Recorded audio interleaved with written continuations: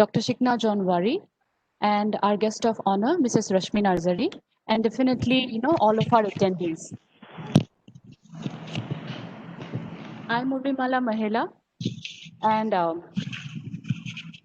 I'll be serving as the moderator for today's webinar on impact of tales and stories on the psychology of a child. At the outset, I would like to request the chairperson and our principal, Dr. Bonabina Brahma, to go ahead with her inaugural speech. Ma'am, over to you. Okay. Thank you, Urmimala, the moderator of today's webinar. The speaker of today's webinar, Mrs. Rashmi Narzary. The coordinator of IQAC, Mrs. Anjali Bosumatari. HOD of English Department, Dr. Shikna Jainwari. Distinguished guests from different institutions, students, and all who are joining us online.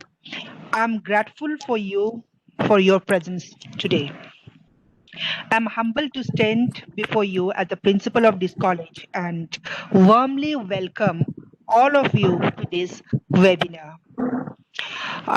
Dear friends, storytelling is a universal and traditional art form that has featured strongly in Indian culture as an effective communication tool.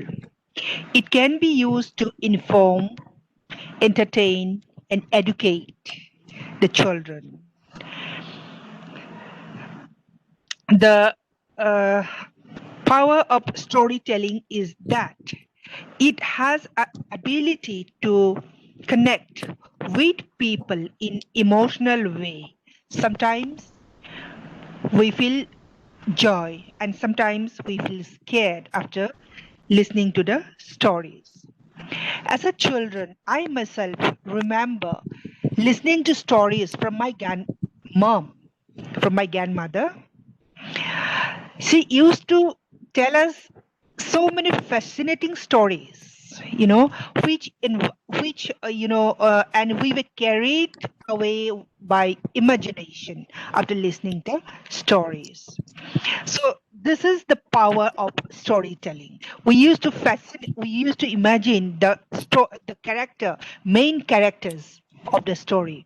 Like she used to tell us the story of the Emburaza and then Dauku, a lot of stories I can remember. So, catch the imagination of children. So I hope the storytelling is very much relevant in today's society where the families are becoming nuclear and we do not have grandparents to tell us their stories. Parents are busy. So it has become more relevant in today's society.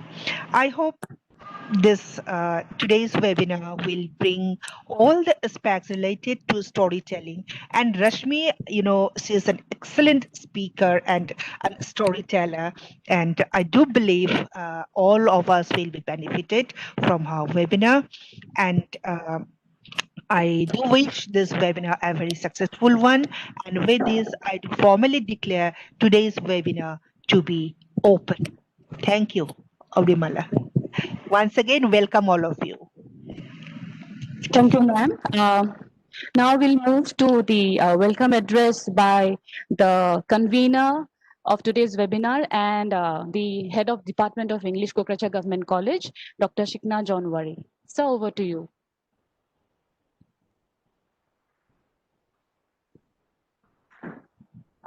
Sir, you'll have to unmute your audio. Okay. Yes, sir. Yes, sir. So you're audible. Sir, you've muted it again by mistake, probably. You'll have to unmute it again. Yes, sir. Now it's audible. Yes, sir. Okay.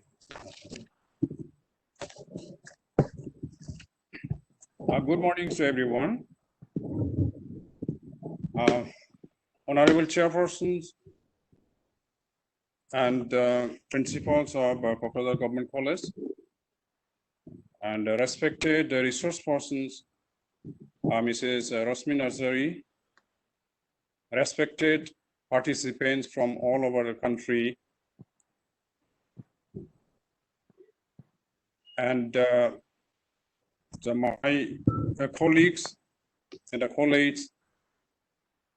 I heartily welcome you all to this webinar. I feel privileged to address these platforms of scholars, academicians, students, and people interested in the literature. Welcome to all of you to this webinar. And now today's webinar is on the topic, the impact of tales and stories on the psychology of a child. Now, I want to recount an essay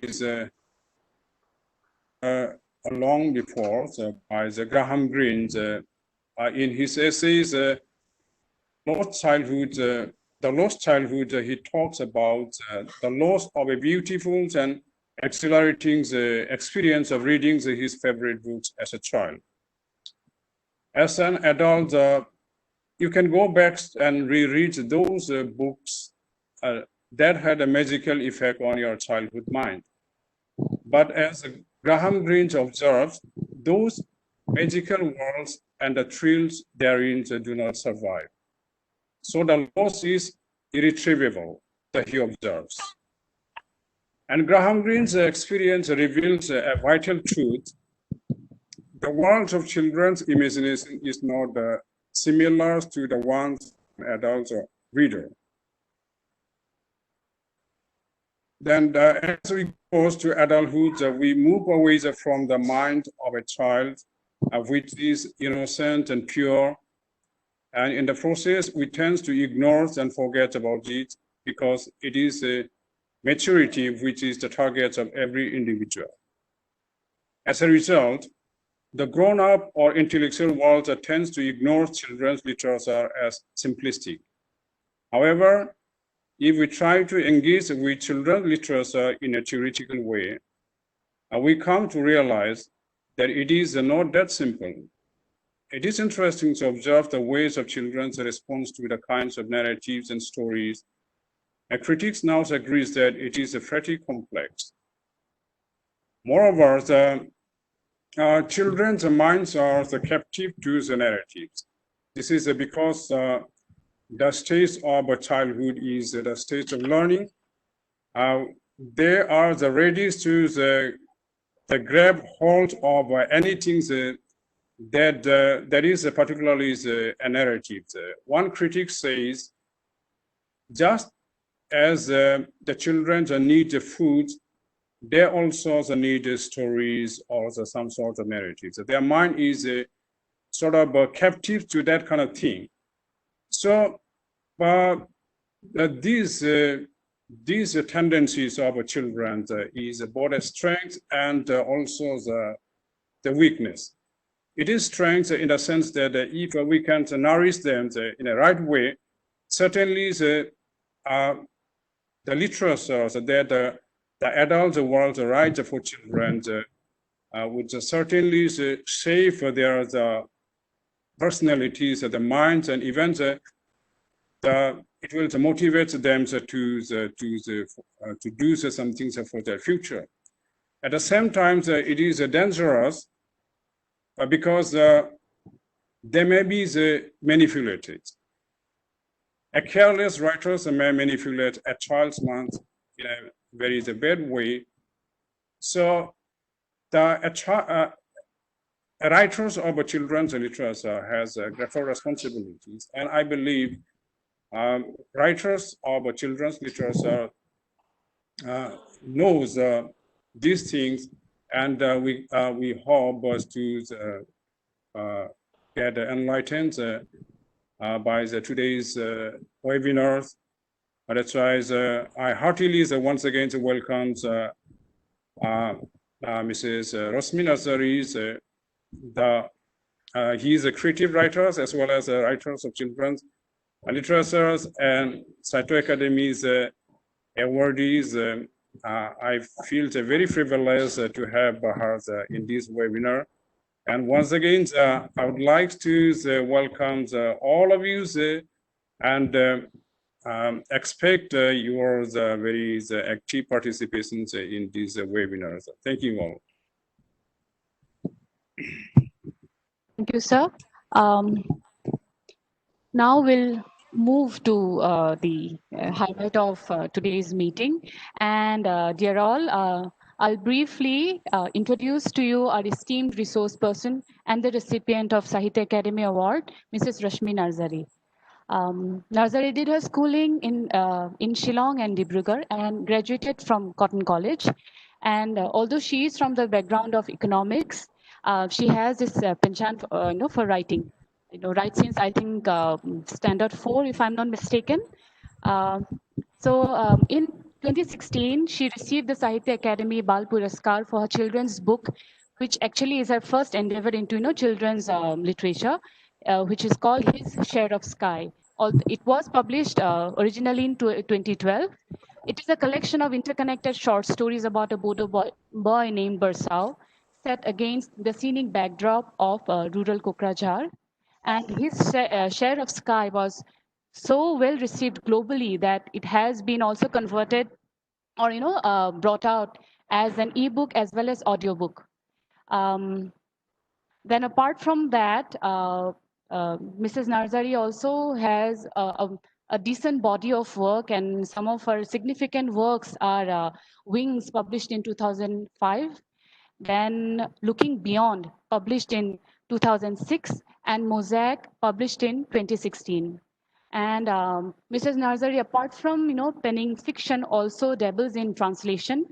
Then she also is an active contributor, and she writes columns and articles for newspapers and magazines.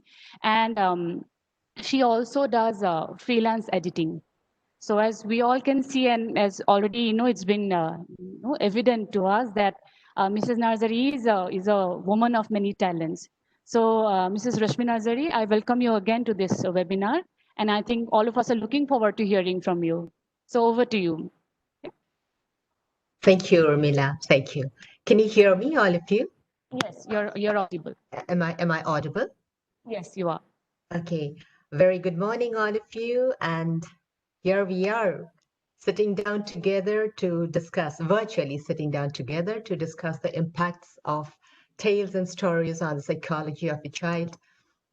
However, before we dive into the discussion, let me just tell you that I will look into the whole issue from the perspective not of a psychologist, not of a counselor, and nor of an academician, but from the perspectives of a writer, a storyteller, and more importantly, a parent.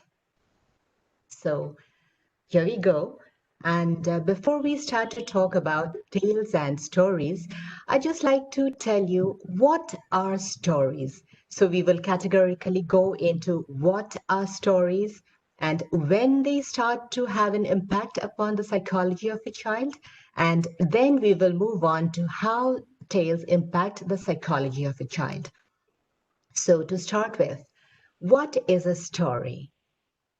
The most common concept of a story is a structured, very well-structured literary piece, which has a character, which has a plot, which has suspense and drama, and which has ups and downs, and which has a protagonist. So all of these together make a story. However, sometimes they all need not make a story. Very simple narrations are also stories. They just need to have an appeal to all the five senses. They need to transport the reader to the world which the storyteller has created and imagined for the reader. And it also has to hold the attention of the listener or the reader. So all of these put together is also a story, and it is a very, very simple narration. It need not be a very complicated literary piece. And then as we go on, a basic story involves all of these. and may sometimes not have all of the five senses. It can have just a single one of them. And it can include songs, it can include drama, verses, rhymes, rhythms, because that all of these we see in our folk narrations. Ours is a land of folk tales. And in all of these folk tales, we see that it is not just narration that we have in our tales.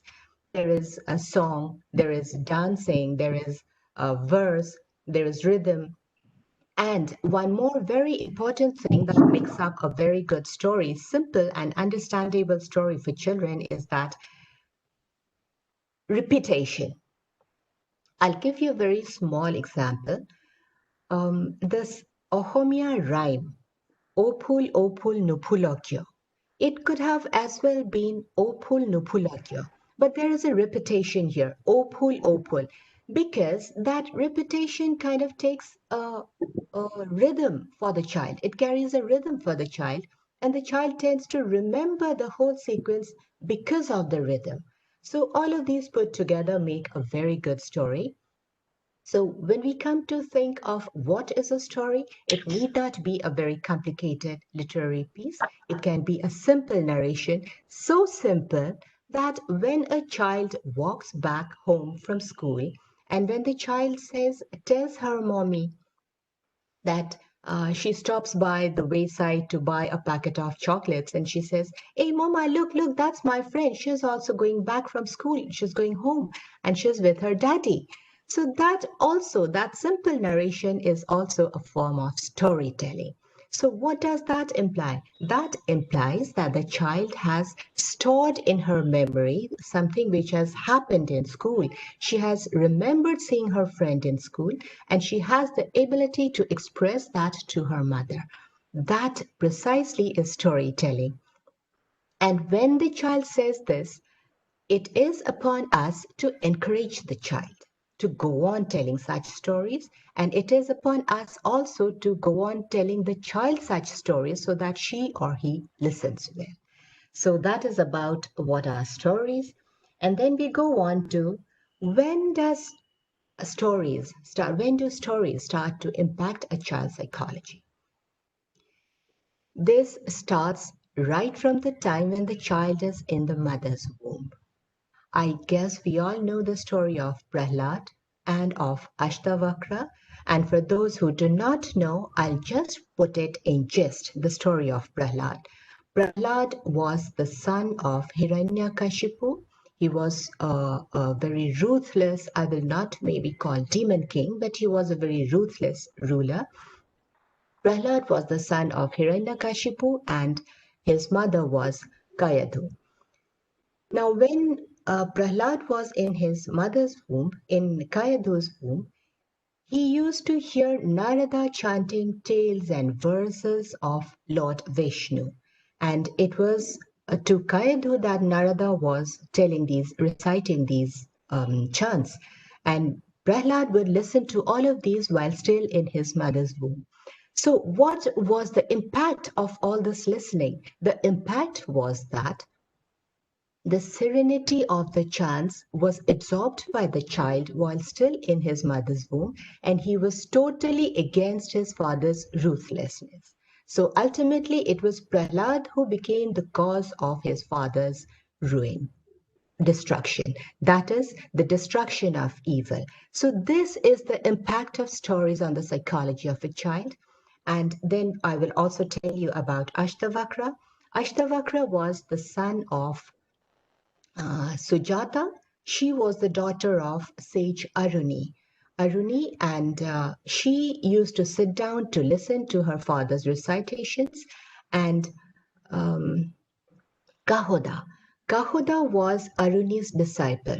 So later on, when Sujata and Kahoda got married, and Sujata was carrying Ashtavakra, he would listen to his grandfather, his maternal grandfather's chants and recitations. So he absorbed all of it, and he absorbed also the goodness of these recitations of the chants.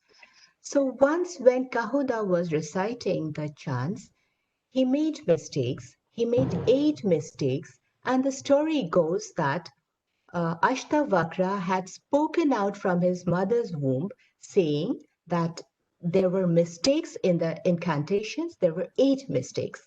So Kahoda got very angry and he cursed the unborn baby, saying that he would have 8 deformities. And that's precisely why Ashtavakra was born with 8 deformities, 8 bends. Ashtavakra means 8 bends. And he was born with 8 deformities because of his father's curse. But then it's a long story. We will not go into it today. It's a long story. And later on, it was Ashtavakra's talent. It was his capacity, his knowledge of the incantations that finally rescued his father from a problem. So this is when stories and tales start to impact the mind of a child, right from before the child is born. That is stage 1.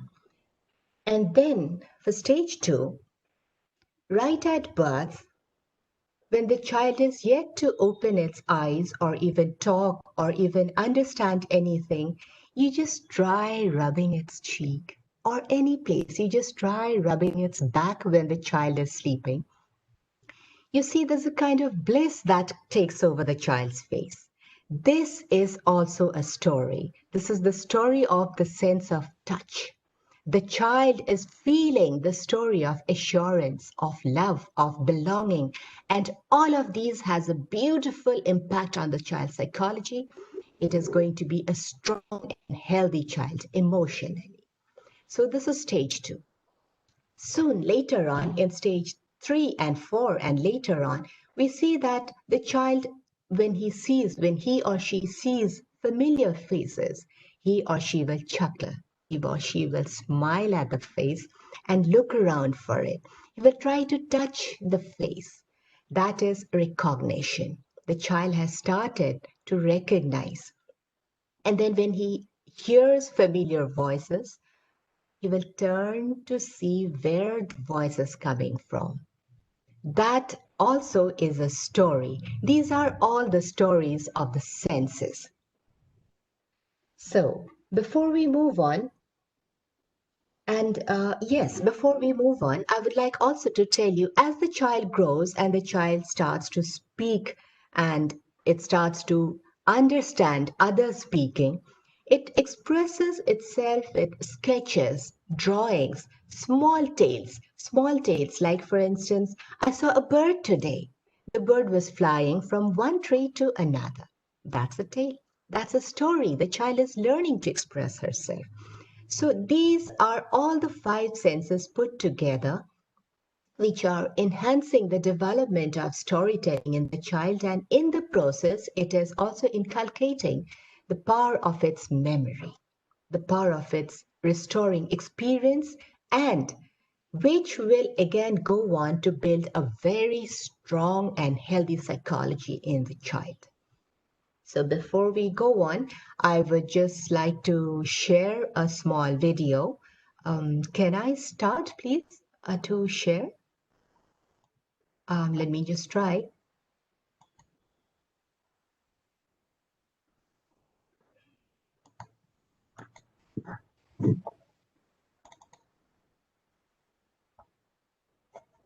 You can start. Yes, okay. I'll just do this. Right.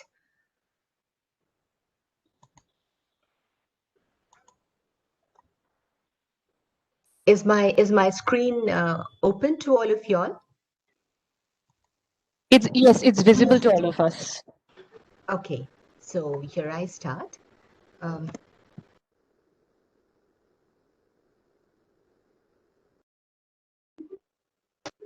One moment. I'm so sorry about this. One moment. Not a problem. Yeah, okay. Dani loved to sit by the fire as her grandfather told her stories. One evening, he was telling her the story of a squirrel. As Dani Can you get listened the audio of intently, the film? images of squirrels came to her Yes, mind. the audio is They audible. sparked Great. in her memory beautiful experiences of the past when she saw a squirrel, a real one, when she had gone out for a walk with her grandma to the park on an autumn afternoon. Ah, plenty of squirrels. One even let her hold him. It felt so soft and fluffy. The next day they brought peanuts to feed them with the help of the little boy who stayed near the park. And talking of peanuts made Dani fondly remember that her friend's Mobby had baked peanut cookies. They smelled so good.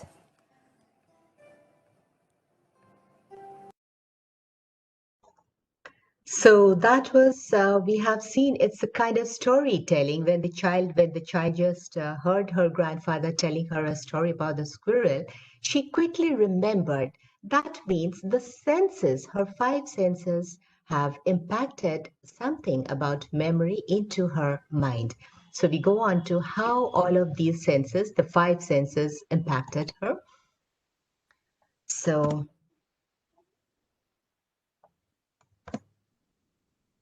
we come to this.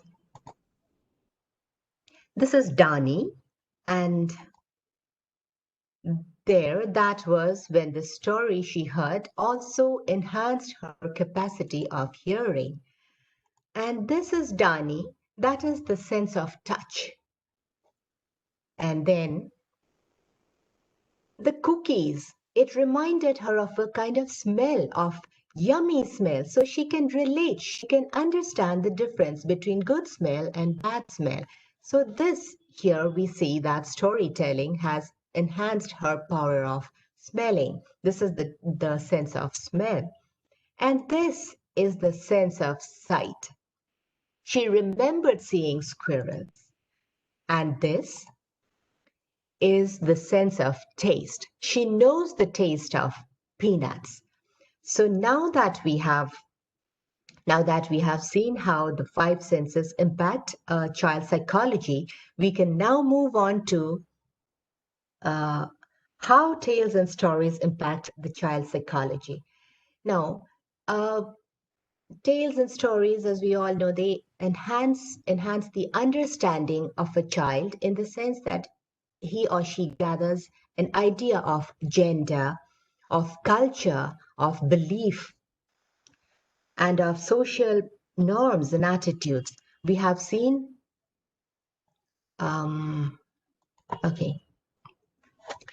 we have seen in our folk tales how Tejimola, how Cinderella, they have all had some kind of gender issues in the stories.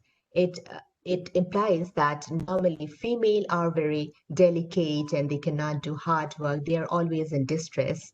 No more, of course, now. But it is, and always a male who comes to the rescue of a female. So these are gender-based issues. And when a child hears stories, it gets an impression in the mind about these gender issues.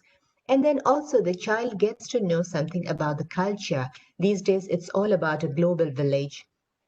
And we normally don't get to stay in the place of our birth. We move on out of for work or for so many other reasons, for education. But even when we are away from our roots, even when we are away from our place of birth, it is through stories that we are connected to our roots and to the cultures of our roots. Likewise, we also want to know about the culture, about the beliefs of people belonging to other cultures. And how do they impact? These are the factors in which stories impact the psychology of a child are not stay put in airtight compartments. They are kind of overlapping on one another and they blend and gel. We cannot talk of a child's imagination only isolatedly about imagination in the child, leaving all the rest of the factors aside. We will have to deal with imagination in relation to the child's social behavior or in relation to the child's curiosity, or in relation to the child's confidence level. So there are all of these issues that happen to the child's mind when he or she listens to stories, but they are not independent and isolated factors. So once again, we go on to the next slide.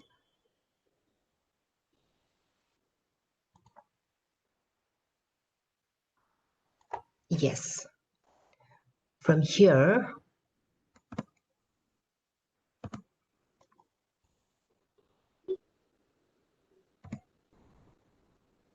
okay, now we come to the house of the impact of stories and tales on child psychology. So first of all, we have imagination. Tales develop a child's imagination. It gives the child the power to visualize whatever he or she is not seeing there and then. It can close its eyes and feel what the storyteller was telling him or her, or what he or she was reading. It can visualize. That's the power of imagination. We can see this, we can feel this, when we observe a child, we see that when the child plays house, we see that the child pretends to be mommy, pretends to be daddy. Sometimes the child pretends to be, the child play acts as a teacher, as a doctor, or as, so many other things, as a businessman. And sometimes some would like to play the role of a clown in a circus. It's so nice to observe children when they play act among themselves. We just have to stay away and pretend like we aren't seeing anything. But this is the power of imagination in a child. This is because the child is observing the parents' movements. This is because the child is observing how the teacher, how the doctor, they deal with the child. And as the child play acts all of these, we faintly get to know what the child wishes to become. We get to know the child's inclination, what or who has had an impact on the child's mind, and what or who the child wants to grow up to when he or she grows big. So this is about the imagination part. And then we see that stories also act as antidepressants. When a child is very upset, nothing can change his mind. There might be incidents in school, there might be instances at home where something has happened which has really upset the child. The only, among so many others, of course, stories is one thing which can divert a child's mind totally and absolutely. It does not need electricity. It does not need, someone fixing up the slides and everything. It just needs to have, the child just needs to have a book. And the child is immediately transported into a world of tales and imaginations. And in the process, it is diverted from whatever was upsetting him or her. So that way we see that tales and stories also impact the child when it is in depression. It helps the child to come out of depression. Then we see that stories also help developing language in a child. It involves, I'm sorry. Okay. Yes, where were we? Developing language. Yes. So the child. Google Meet नहीं होगा. Kindly mute your audio, please. It's disturbing the talk. It's interrupting the talk. Kindly mute your audio, everybody. Mrs. Narzary, I think you can go ahead. Okay, thank you. So, yes. So the child gets to learn new words and not isolatedly. It learns the new word in a sentence. So what happens is, even if the child doesn't know the precise meaning of the word then and there, it can relate to it in the sense of the sentence. So when later on it asks someone, what is the meaning of this word? And when the guardian or the parent or the teacher tells the child the meaning of the word, and the child can immediately and quickly pick it up, and then it will also try to use that particular word in sentences of its own, in expressions of its own. So that there is how stories and tales develop language. However, we're not talking of language development in a child by itself. We're going on to say that how language development in a child enhances its confidence, and that confidence enhances the mind, the mental health of the child. So it is about the confidence. And then we come to how it instills curiosity. Now, there's a very interesting story, when American physicist Isidore Isaac Rabi, when he accepted the Nobel Prize in 1944, he dedicated it to his mother. He had said that after school in Brooklyn, when every other child was asked by the mother, "Did you learn anything new today?" When all other mothers would ask that of the child, Isidore Isaac Rabi's mother would ask, "So, hey, did you ask a good question today?" So that asking a good question, it seems, made all the difference. It brought him to a different caliber um, of getting to please his thirst, his curiosity for more knowledge. So from this story, we get to see that when we are telling a child a story, maybe we could pause in between and ask the child, "What do you think this is going to take us to now? What do you think the dragon is going to do with the little girl?" So these are tales, or maybe we can pause and ask the child to give us a question. So that will create a capacity to know more about the story. It creates curiosity in the child, which eventually will lead to, again, a very healthy emotional level of the child. So maybe we could ask the child, what if Cinderella never lost her glass sandals? So maybe then the entire story would have taken a different turn. We don't know. So that kind of curiosity, I think we should build in children. If not we, then we should create such stories that children tend to have this capacity to ask questions. And then, of course, boosting confidence, we already talked about. Then we come to the next here. Stories help cope with growing up issues. Now, this is a very fragile and crucial issue. As children grow up, we all know, as guardians, as parents, as teachers, we all know that the child or the children, they tend to get aware of changes developing in them, physical changes, emotional changes. So sometimes they feel slightly nervous. They start to wonder if these changes are happening only to them or to others as well.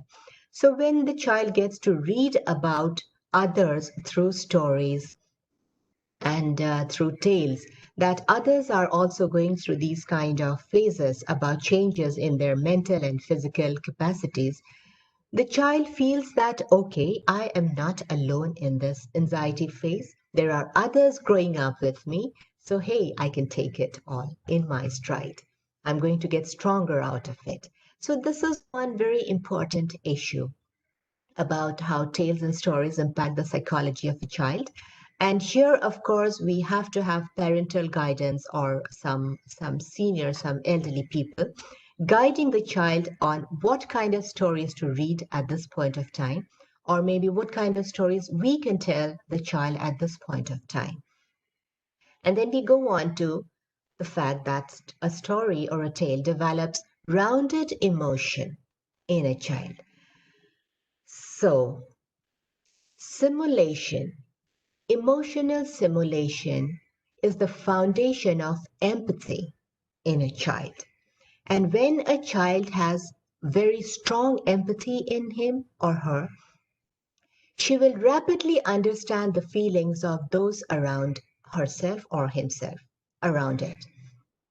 He or she will understand whether the person or the being near him is happy or sad, is angry or is playful, or is a friend, or is a foe. So this helps decision-making capacity in the child, and this also helps the child in understanding its environment and to behave and deal according to reactions expected and reactions given. So this is one very important aspect. So I'm just using my notes here. So, and also through stories, they understand how under a given situation, how the characters or how the protagonist, they have reacted and they have behaved under the given situations or under the given anxiety or the fear circumstances in the story. So what happens? The child understands because certain things, you cannot be in person to experience and learn. You cannot push a child to death to understand about death. That is impossible. Not just a child, maybe for all of us. We can't go through death to feel death. So it is through stories that we go through death, feel death, and experience it and come back. So this is precisely how stories also enhance the absorbing capacity in a child. It understands how characters react to certain behavior, and in the process, the child also learns how he or she should behave under those circumstances. And then he has a judgment of the good and the bad. So in the next, we see instills sharing. So, in the first story that we shared in the story of the squirrel, we saw that Danny had taken peanuts to the park and shared it with the squirrels with the help of the little boy. So, this is a sharing of two kinds. She had shared her time with the little boy in the park. She had shared her peanuts with the squirrels. At the same time, her friend, whose mother had baked peanut cookies, had shared peanut cookies with Dani. So there's a lot of sharing going on. Nice cookies, I love them. So there's a lot of sharing going on. And this is how we know, we understand that sharing and sharing instills bonding, social bonding, how others share with you and how you share with them. And this is not just with foods. This is not just with foodies, with cookies and with peanuts and all. This can be sharing of time, sharing of resources, sharing of, later on you will understand, sharing of emotional moments, joys and sorrows. Sometimes at our age, we probably are okay and not okay with someone not sharing their cookies with us. But it will mean so much to at least me if someone shares their sorrow with me. At least I can at least say a prayer or at least listen to the person with empathy. This is the kind of sharing level that has its foundation in childhood through stories. It is all in childhood that all of these come imbibed. And also, stories help to really hasten up the learning process. The inertia is created then and there. And when the story process is going on, the inertia also continues. Otherwise, what happens, we see that how fast a child learns at a particular stage, that goes to a level and then it stops. The learning capacity of a child does not go on till he or she is old. So to build up, to carry on with that inertia, it is stories that play a very important role. And these days, there are a whole lot of things that are going on, storytelling. And they're learning about heritage through storytelling. They're learning about math, surprisingly, through storytelling. And it is amazing how storytelling eases the whole effect of maths and heritage learning, of history learning, geography learning. So the fact remains that the inertia continues. And this is about sharing. And then we come to develops social behavior. In the characters of a story or a tale, the child sees that how the characters deal with dilemmas, deal with problems and situations. So picking cues from those characters, the child also learns to deal with his or her own dilemmas. He becomes very good at judging, taking decisions, and his judging capacity enhances his mental health. And in the process, there is also social bonding. And as we are talking of social bonding and social behavior, I would like you to just go through one more picture. One more. Okay, this year we see, oh, how sweet. The child is reading a book and you see the glow on her face. She's totally engrossed in the story. It is not the glow of light, it is the glow that is coming from within herself because she's enjoying. She's enjoying in solitude. And do you think we can just lie back on the body of a bear and sit down like this? No, probably not. This is an illusion, and the child feels that there is a bear, a harmless, adorable bear, sitting there, letting its body for her to lie back on and enjoy her story. This is story reading and engagement in solitude. So here we see that how stories can help child cope with loneliness as well. And then this is a picture of children enjoying in a group. See how lovely they're clapping their hands. They probably are singing nursery rhymes, and nursery rhymes are nothing short of stories or tales. So they're singing. I've just muted the video here in this GIF. So they're enjoying it. This is a kind of social behavior. They know where exactly to stand. They should not move and stomp on someone else's feet. So this is how they understand how they have to conduct themselves in a group, in society. However, before we go on to the next picture, let me warn you, don't get scared. This is what happens when we have stories filled with fear and anxiety and demons and dragons and ghosts and spirits. Oh my God. When I was making this film, I happened to click on this picture in the middle of the night when everyone was asleep at home. I said, oh my God, I'm not going to work on this video now. I'll keep it and work on it later tomorrow morning. So yes, this is the impact that stories also have on a child, stories that build up anxiety and fear levels in a child. Now, the problem here is picture 1 and picture 2 build up happy psychologies in a child, but it is not always happiness that comes to a child. Sometimes the child also faces fear and anxiety, like we see here in the third picture. This is an issue of great importance. We see that the child is fighting demons in her mind. Now, what happens is she will, like we talked in one of the sessions earlier, they try to play act whatever impacts them. Now, if the child is impacted by these demons in her head, she will try to play act these demons in real life.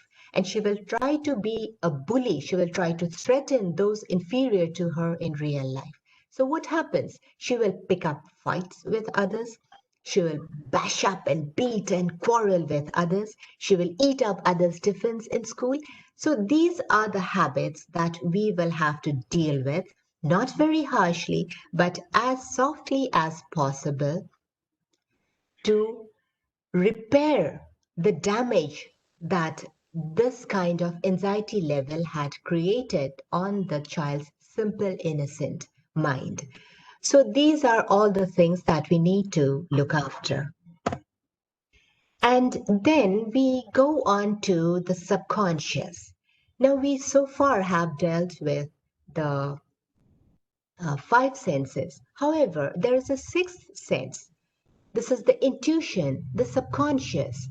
Now, the subconscious is the storehouse of every experience, previous experience, past memory, everything that the child has ever felt. Sometimes it also happens that the child may not have even known that it had felt all these kind of feelings and emotions, but they have been stored in the subconscious. They're all there. And it is the subconscious that will have a huge impact on the psychology of the child. Now, what is the subconscious? The subconscious is the dormant thought in a child. Like the conscious mind is the active thought. This is a very important part, in child psychology. When we come across children dealing with so many things, when we talk to them, when we tell stories to them, when we discuss stories with them, I have always noticed that these two are very important things. They correlate, the active thought and the dormant thought. The subconscious is the dormant thought, and the conscious mind is the active thought. Now, what role do stories play in the conscious and the subconscious? So the point is, stories act as a bridge between the conscious and the subconscious mind. How is it? Because stories transfer whatever is in the subconscious to the conscious mind. And what is in the subconscious mind? There are beliefs, what the child has been made to believe since infancy, what the child has seen since infancy. These are all the child's beliefs. Now, where we go to pray, what we eat, these are all imbibed in the child's consciousness. Tomorrow, if I am fed with a lot of chilies, like as in a Mexican dish, oh my God, I'll not be able to take it. This is not a belief, but this is what has been imbibed in me since childhood. I am not accustomed to so spicy and hot food, of course, to one level, but not to the extent of Mexicans. Similarly, beliefs are like that. They are imbibed in a child, and the child grows up with it, not knowing that it is inside him. So this is beliefs. And then there are values about religion, about what is good, what is bad, whom we see with great regard and respect, and whom we despise. We should not despise anyone. We don't, of course, but this is just in the course of trying to bring some understanding. So the values of good and bad. What is good for me may not be good for someone else, and what is good for someone else may not be good for me. This is the value that has been imbibed in me, and it is the value that is inside in my subconscious since my childhood. I may not even know about it. And long-term memory. This includes our past experience, dreams, sometimes a whole lot of dreams. This is why people say that when you meditate at a certain level, you start to recollect very old dreams. That means those dreams which you have even forgotten that you had dreamt about, they are still there in your subconscious. Like I told you, the subconscious is an absolute powerful storehouse of almost everything you have lived through your entire life. Long-term memory is also one of them. Then we have protective reactions. What is your reaction when you see a bird? You would like to look up at it or maybe listen to its song.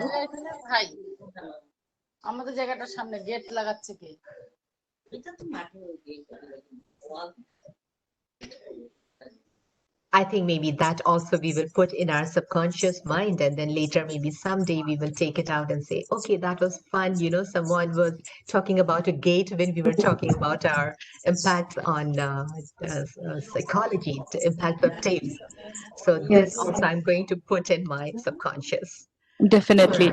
Sorry to interrupt, Mrs. Nazari. Yes. Okay, this is to just request everybody attending the webinar today to kindly mute it.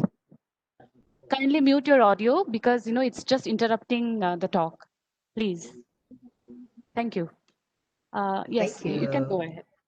Thank you. This is also interesting, so childlike. It's okay, kind of. You tend to go with the flow. Never mind.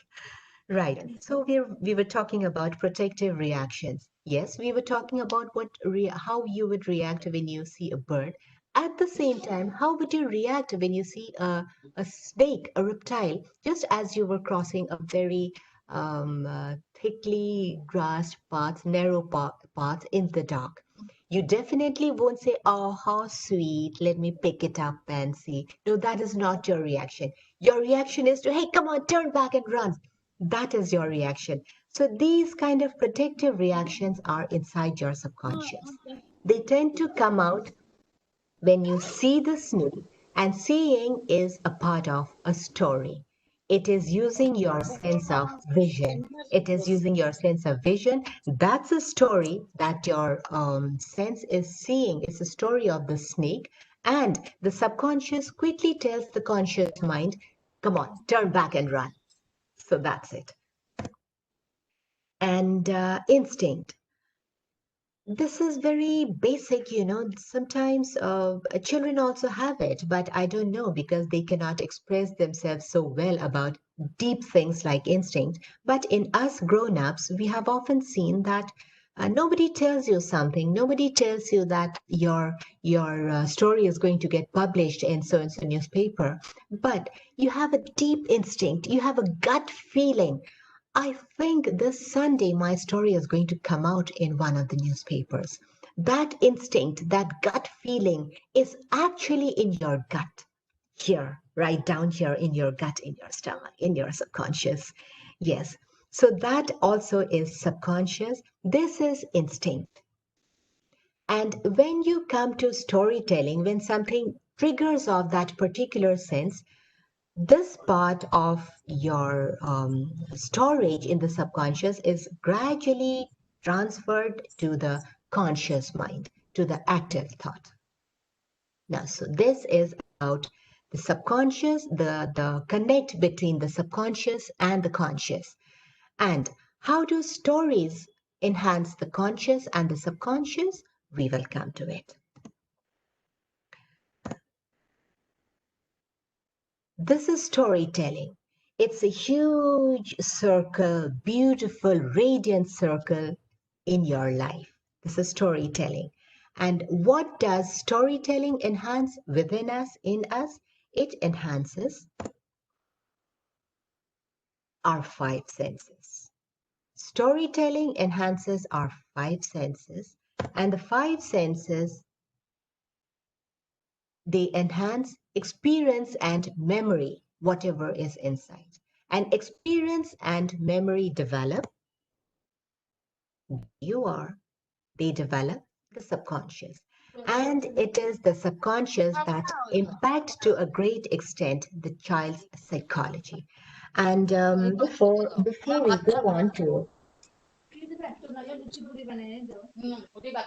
go on to next, I'd just like to, show you a small clip by Linda Supark. This is a clip from a TEDx talk. It is a TEDx talk from Beacon Street.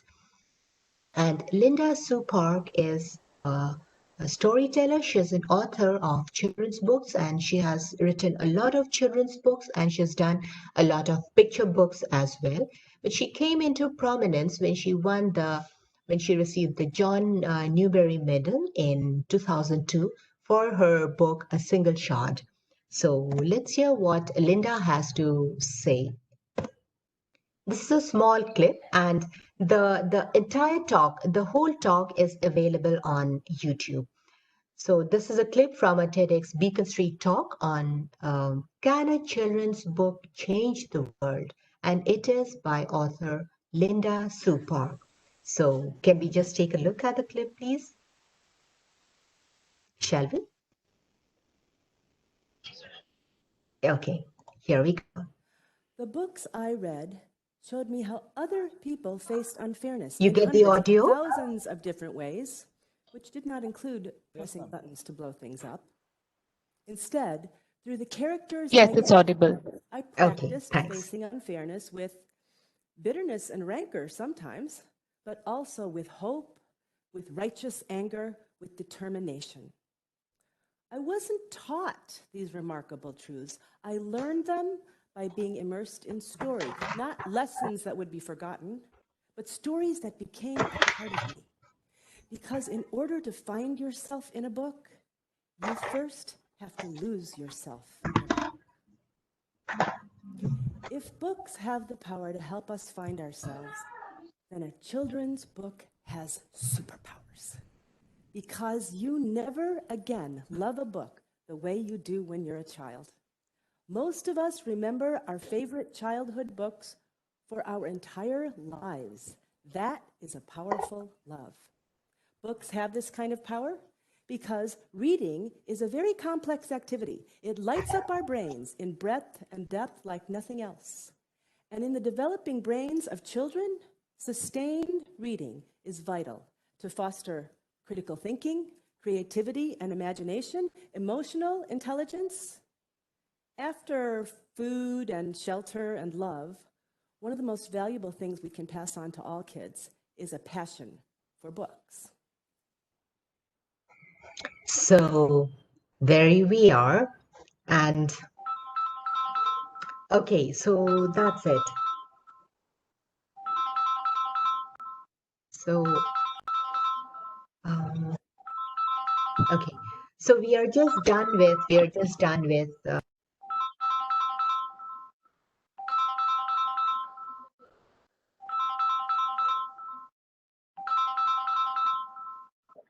Mrs. Narzary, your audio is mute, so we are not being able to hear you. Kindly unmute it. Yes. okay, Yeah. okay. All right. Can you hear me now? Yeah, loud and clear. Okay, great. So that brings us to an end of the presentation with Linda Sue Park's talk, a short talk, and she is a Korean American author. Now, this is how we see that it is all about how children take to stories and how we give it to them.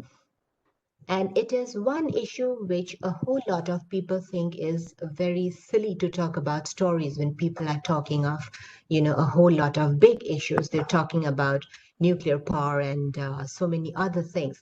But to talk of all of these, it all has its foundation in stories.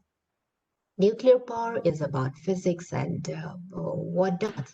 And physics, like we have seen in where Isidore Isaac Rabi had dedicated his prize to his mother, we see that it was all in the foundation, laid in the foundation of curiosity, of stories. So we see that stories and tales have the greatest impact on a child's mind when we start very early, so early that even in the womb.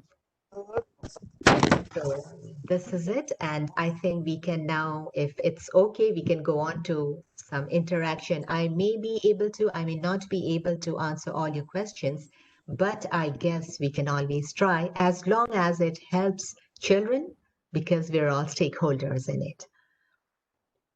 Thank you, Mrs. Narzary, for a very interesting and engaging talk. And it's quite enlightening as you've gone into varied aspects of storytelling, right from the importance of the five senses to even the significance of the sixth one. And somewhere I'm sure all of us have been transported to our own respective childhood, and at least I was, and I have been I've been taken to that phase where my parents had exposed me, as in the first exposure to, I think, stories was in the form of everybody in Assam would be aware of it, Buriyar Hadhu. And Of course. Yes, yeah, yes, yes. yes. So this, I think, the concept or the idea of the stepmother, Mahimak, as I was told by my parents, Yes, was yes. that was the first exposure to the existence of the stepmother, and unfortunately, she turned out to be an evil one. So, but it also has the moral of the moral of the story was that Tejimola can never be. I mean, there is no end to the existence of Tejimola. This Yes. is Yes. precisely, I'm interrupting Urmimala because Definitely. we've been Yes. talking so much alike. This is what I said, stories impact the beliefs of gender in a child. You Mm-hmm. see, like you said, Tejimola's stepmother, it is Mm. always the woman who Mm. is a step parent. Mm-hmm.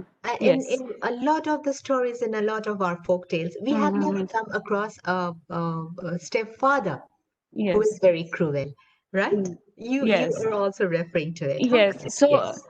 I was very elated when you know brought up the matter of the the gender question or the aspect of gender into True. the into your talk. So yes. So I was before I think it's a little unfair that as the moderator I'm asking you the first question, and No I think problem. after that I'll move to the others. True. How do you think a child negotiates with elements of violence in stories? Because in the story of Tejimola, and I'm referring to Tejimola because you also have mentioned it, and it's one of the stories that has had touched me very deeply as a child. So how do you think a child negotiates with elements of violence in stories? Because she was absolutely cruel, absolutely malevolent, and she brings about the literal death of Tejimola. With and there are graphic details of how the end is brought about, how her hands are crushed, her limbs, as in her feet are Mhm. crushed, and eventually her head with the stave of the pounding wood. So how do you think, as children, because I also heard it as a child, as children, we should, or we, as impressionable children, should or can negotiate with elements of violence, if at all stories have such elements of violence. These days we don't see, but Tejimola is Mhm. still being read by children. Yes, Yeah. yes. So Yeah. how do you think, So, what do you have to say? yes, I think this negotiation, the child alone will not be able to do it. Mhm. Yeah, that is where we have to come in. And we have to bring it out from the child. We could maybe ask, what are you reading? Mm. What are you reading? So the child says, this is a really sad story. This is happening to this lovely little girl. Her stepmother is doing this and that ugly thing to her. Mm. This is Mm. not nice. Mm. So we will have to put it into the child that this is just imagination, and in real life it is not like this, and you have the love. You don't have a stepmother like this. That is one option. And the other option is, if you were in Tejimola's place, you will have to be strong from inside to fight back. This is how you will negotiate. One rebellious step from the child, and this rebellious step is not in offense, it is in defense. So we will have to teach the child that if someone does this to you, you will have to confront. This is how you will negotiate. Because you see, I think we all are grown-ups here, so I think I can talk about it. Where we are discussing about Tejimola's mother, imposing cruelties on her, we can also look at it from abuse. It is a kind of abuse on the child. Maybe what our forefathers had put it in this kind of a form, in these days, in modern days, it can be abuse of a different kind. So it should not be on the child to just sit back quietly and take it on her. It is on the child to fight back. And that fighting back, we should imbibe in the child. This is how the child would negotiate of evils in the story. So now as I am talking to you, Urmimala, I can feel, I can understand that that abuse was not just physical. It is just a metaphor. The Mm. physical abuse is a metaphor. Mm. So probably in these times, it is signifying abuse of a whole lot of other issues. You Yes. can understand. Yes. Yes. So we will have to make the child strong enough from inside to Mm. fight back, to raise a hue and cry. Mm. The child has to express herself to raise the hue and cry. And to express that, it is again coming back to stories. So the child Yes. can express that so and so had done this and this to me. If the child's expressive capacity is not strong, then he or she will not be able to tell us this much of information. This is how the child will negotiate. Is it all right, Urmimala? Yeah, definitely. That means, the storytelling doesn't merely end with the telling of the stories, right? I think, as you've said, Yes. there is constant guidance required, the assurance of the loving Yes. parent. And I think Yes. somewhere, morals are not merely restricted to fables. I think every story should end with a moral. Any kind of story should. Precisely. Yes. Precisely. Definitely. Thank you. Me at this age, I'm still into children's stories because I like the morals. I like to, decode and ask, and maybe it was not like this. Maybe it was actually meant to be this way. So Mhm. I'm old here, but deep inside, I'm still a child Yes. discussing children's I think stories. I think we all are, yes. True. Yeah, Yes. thank you. And I think, it won't be fair if I hog all of the, all of time in the interactive session. So I'm sure our attendees are eagerly, waiting to ask their share of questions. We intend to make it interactive, but before we Yes. move to that, there is one question that had been asked long back, I think at around 11:35. So first I'll address it, and then we'll move to the interactive session properly. Okay. So this is a question from Gaurav Sen-Gupta. He has asked you, his question is, while talking about stories and child psychology, how can stories create an impact on the differently abled child's mind? So, It's the same way. We don't treat differently able children differently anymore. So his or her mind is as receptive as any other child. Maybe sometimes you will need longer to express the story to the child, or maybe sometimes you will use a different medium.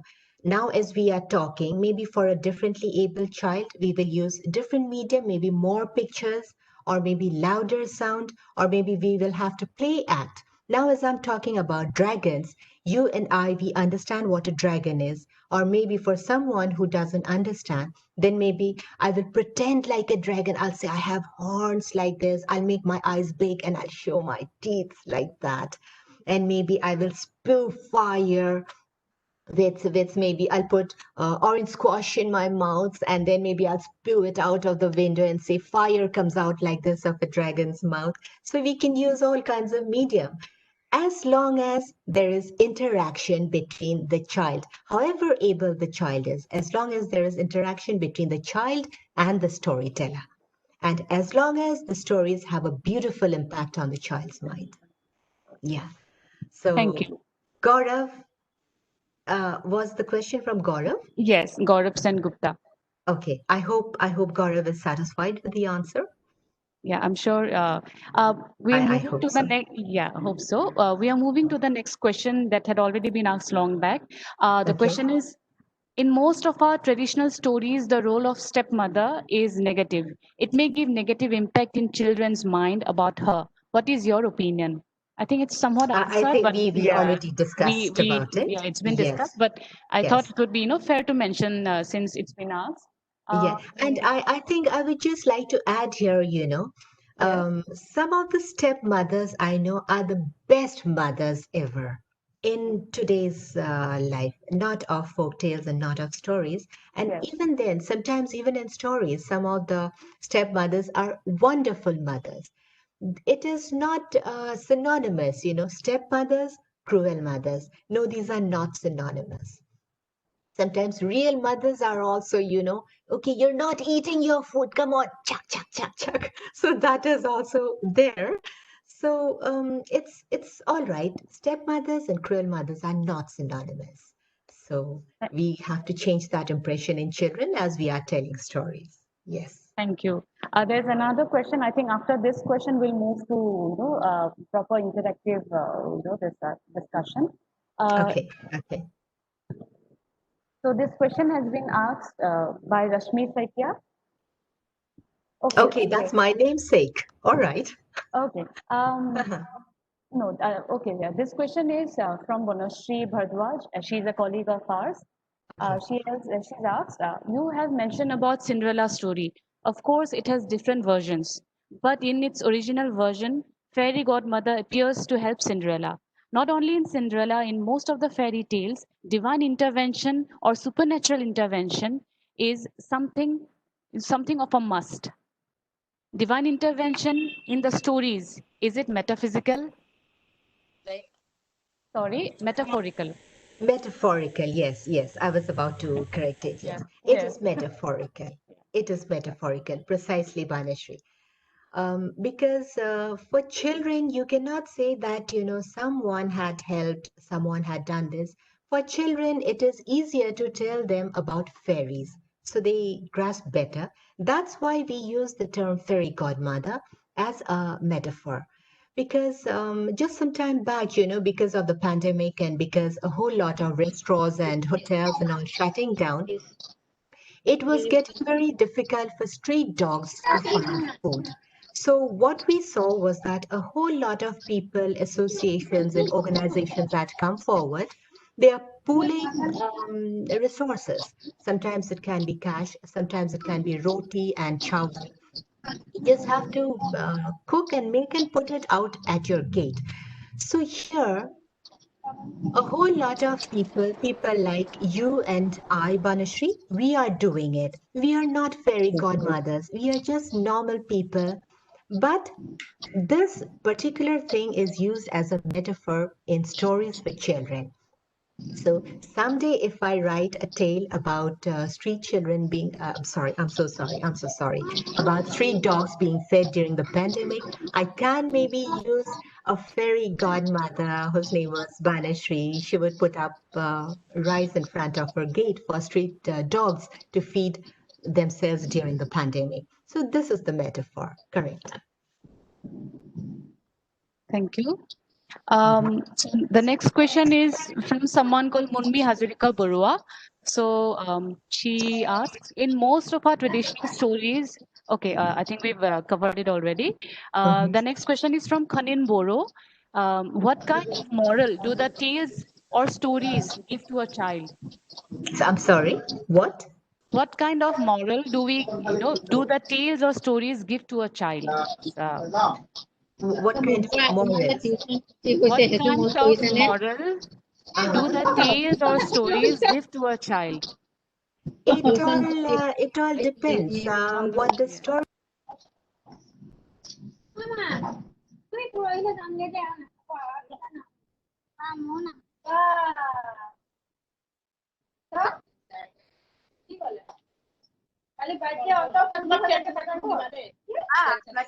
Mrs. Narzary, kindly unmute your audio.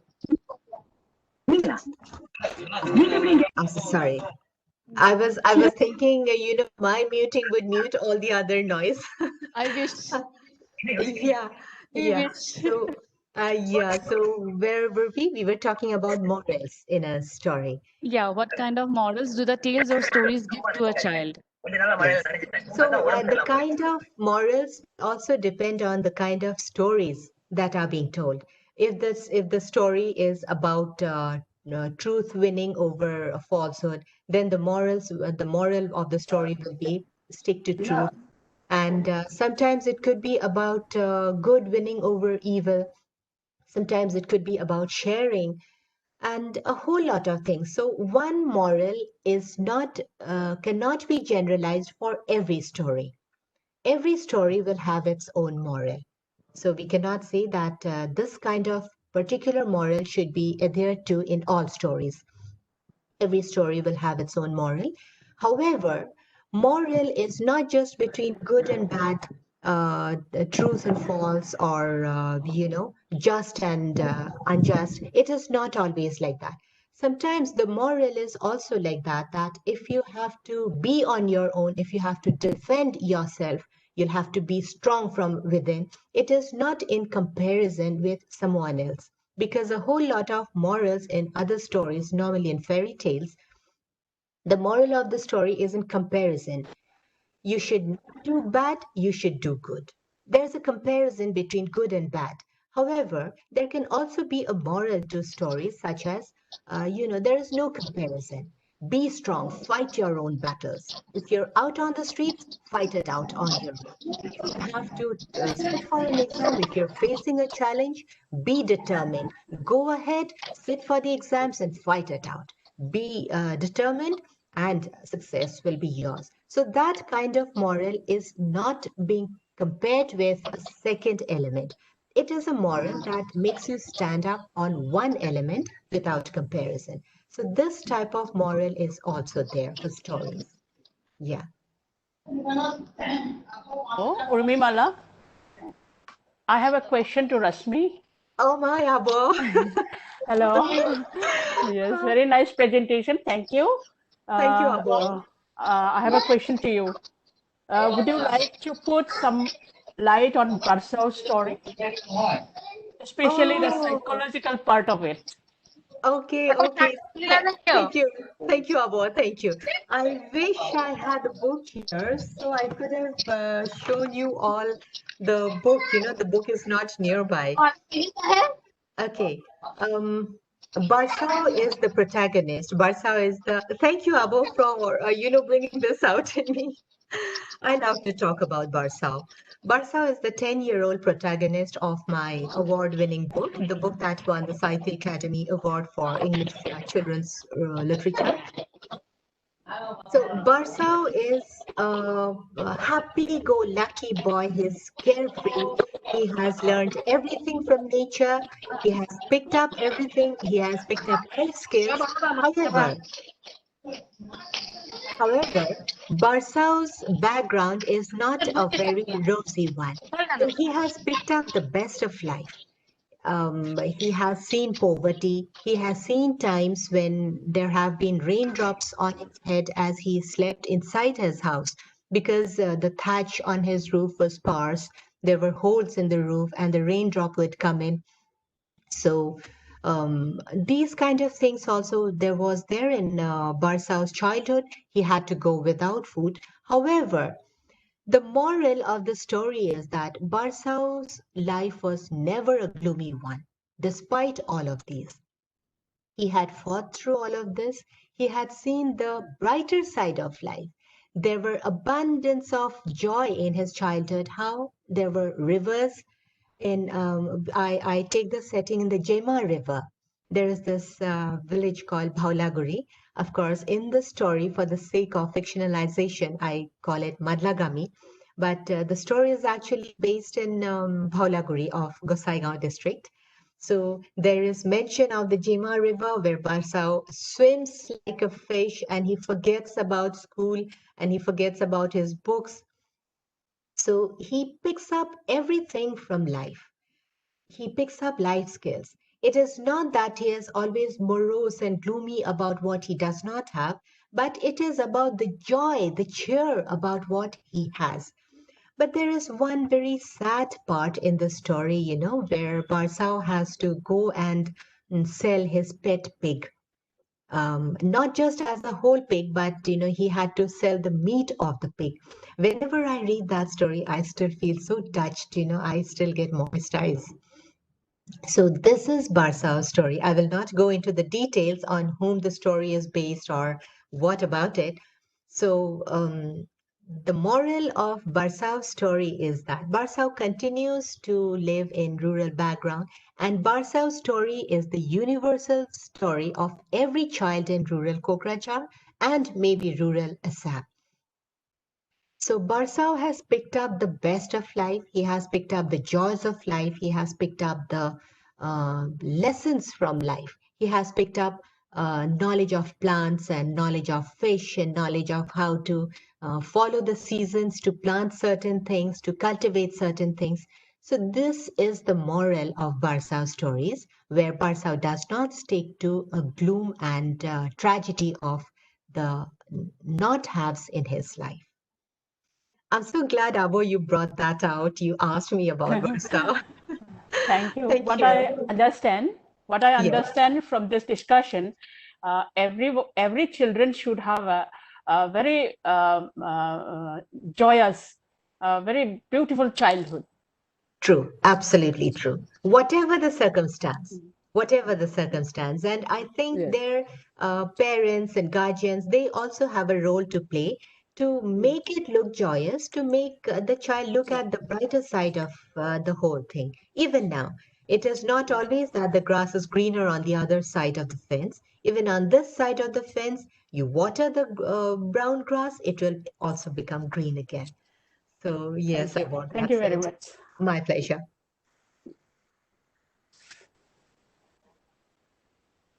So Urmimala, we have anything else coming up? Anyone else? No more, I think. There's a question from Rashmi Narzary. She Okay. asks, we know that storytelling is as solo as our culture, but in present time, the shift of oral or traditional storytelling to digital storytelling seem to lose its significance. Don't you think that digital storytelling has failed to evoke the realistic feeling or to enhance the sense of vision on the listeners? It has exactly failed to enhance the vision of the listeners, which is why I would like to tell you with great joy that people are going back to the old form of storytelling. The only difference is that it is no more grandparents, probably, because a whole lot of children don't get the privilege, don't have the good fortune to stay with their grandparents. But storytelling is becoming a profession, is becoming an art nowadays. I'll give you a small example of my friend Vikram Sridhar. You can just Google him on YouTube and see. He is an engineer, but he has given up everything and he has taken up professionally storytelling. And Abu Anjali will also know that yesterday we sat down for a session of storytelling with the Bangalore Storytelling Society. And it was so nice that Assam was on that platform yesterday for the first time. Thanks to Abu Anjali, we could take Uttara Boisumutyari to the platform, and it is a platform of purely oral storytelling. No digital, no kind of technical aid. It is just oral storytelling like we are talking now. Because, like you rightfully said, digital storytelling has taken away the charm of oral storytelling. People have realized, and they are going back to the old form of storytelling. You can just check out Vikram Sridhar. And that is just one. Then there are the TEDx talks and everything is coming out. So what we see that taking help from the digitalized world, people are going back to old form of storytelling, oral storytelling, acting it out, theater. And theater, not just digital like this, theater one-on-one. They do it under the tree and the rest of them sit back and watch the Jatra Gan. So the old forms are coming back because people have noticed that there was a deficiency in the digital form of relating these kind of arts to the next generation. Mhm. You're very right when you said that digital storytelling is taking away the charm. That's why Yes. we're going back here. Yeah, that was Rashmi Narzary. So we have another problem, seems to be the final question by Mayuri Sharma Borua. She asks, what is your opinion regarding rewriting of stories that carry a negative impact? Can't story like Teji Molla, Silonir Jiekor Hadhu be rewritten with gender sensitivity? They definitely can be. They definitely can be because these I think you have also watched Kothanodi. These are Kothanodi was a film which had rewriting, retelling of I think 4 or 5 folk tales put together. So there was a slight deviation from the theme, and they can be rewritten. However, I think sometimes it's also nice to have the original in place so that people can compare, people can discuss the mindsets of the people, and let stories just be. We can always bring out the imagination, we can always bring out the visualization from these kind of things. But yes, very true, they can always be rewritten with a twist, with a difference. But I think for all legal issues, we have to put certain issues in place. And then, of course, you can always do rewriting.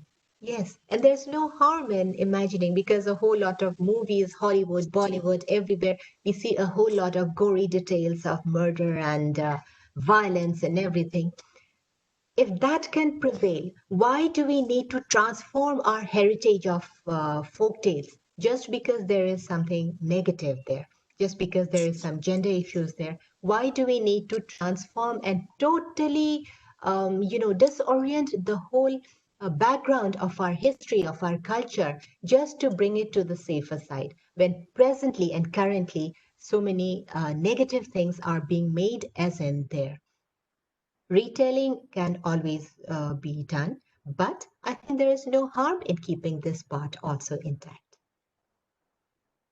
Thank you. There are a few more questions actually. The next is from Surjisuma Baisumatiari.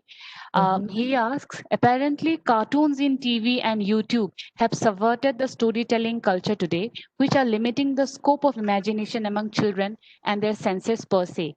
What would be the challenges to re-establish this storytelling culture among ourselves in a very fundamental basis? Yeah, this is what I think has already been discussed in the fact that a whole lot of people, organizations and all, they are taking it to themselves to go back to the original form of storytelling. It's okay. The main purpose of cartoons was to take stories and take stories from the epics and that kind of thing to the children in a more interesting manner. That was the main purpose. And if that purpose can be served by storytelling, and if that purpose can be served by something more interesting than cartoons, then definitely children will come away from cartoons to this more interesting part of storytelling. Maybe we can make children enact those roles. So then, instead of just sitting down in front of the TV and watching the cartoon, maybe children would like to do some play acting, which is why, a lot of schools, they have assemblies, a monthly assembly where there is a skit enacted. And in the skit, the children are made to dress out as one of their heroes or a theme, and then they play act in the whole thing. So it is to bring out that character in the children as deviated from cartoons. Thank you. We have another question from Dr. Archana Sekia. She asks, storytelling with her child promotes brain development and imagination. Sorry? Are you being able to hear me? Am I audible? You are audible, but I think some more somebody other is people are yeah, audible, actually. yes, somebody I probably seems to be traveling somewhere. So there's a okay. Yeah. Storytelling with our child promotes brain development and imagination, teaches our child about language and emotions, and strengthens our relationship. So, what are the techniques that we should be applying to telling stories? The first and foremost technique is one-to-one devoted interaction. One-to-one devoted interaction. That is the first and foremost technique. And once that is in place, all of the rest will automatically fall in place. Because storytelling is all about, like we discussed in the very beginning of the session, it is about appealing to all the senses. So if we don't want to take help of any digital aid, this is it. One-on-one devoted interaction, eye contact, and you express, you make facial expressions, body language. These are the techniques that can bring about, that can enhance the impacts of storytelling. Because the child, instead of just listening to what you're saying, the child will also be following your body movements, your facial expressions, your lip movements, and how you express with your eyes. So these are the main techniques. And once that is done, once that is dealt with, then we can go for props. Props, maybe not digital, maybe handmade. We make the child make paper caps. When we say the monkey stole away the man's cap. So what kind of cap was it? come on, bring out rough paper. We will make a cap and try it on. So you quickly form out caps out of newspapers. You sellotape them, put it on your head. So these are the kind of techniques, props we call them. We can use these kind of handmade and easily available props that can be used for storytelling. And sometimes we can use gloves of animal heads and all for storytelling. If it's a mouse talking to a bird, you put the glove of the mouse here and you put the glove of the bird here. And when the mouse is talking, it is the mouse glove that is talking and the bird is listening intently, listening intently. And when it is the bird that is talking, it is the mouse that is listening intently, and the bird is talking. So these kind of, this was the glove you get to buy, or you can make also, you can make a child make it out of paper, put them into his tiny hands and see how the child enjoys storytelling. Yeah. Thank you. We are ending the interactive session here, so we won't be taking any more questions. And Okay. more or less everybody's questions, seem to have been answered. So now we'll move to the coordinator of IQSC, Mrs. Anjali Basumatari's vote of thanks. So over to you, ma'am. Hello. Yes, ma'am, you're Okay. audible. Yes, you're audible. You can go ahead. Honorable Principal, Dr. Bonavina Brahma, respected resource person, Rashmi Narzary, and esteemed participants. It is my privilege to have the opportunity to propose a vote of thanks on this occasion. I, on behalf of IQSC and the college fraternity, extend a very hearty vote of thanks to our most honored resource person, Rashmi Narzary, writer and SAHITYA Akademi awardee, for her beautiful and illuminating presentation. Madam, you have in details dealt with the impact of the story on the psychology of a child. Thank you once again for being with us and giving us a lively session. Thank you. Yes.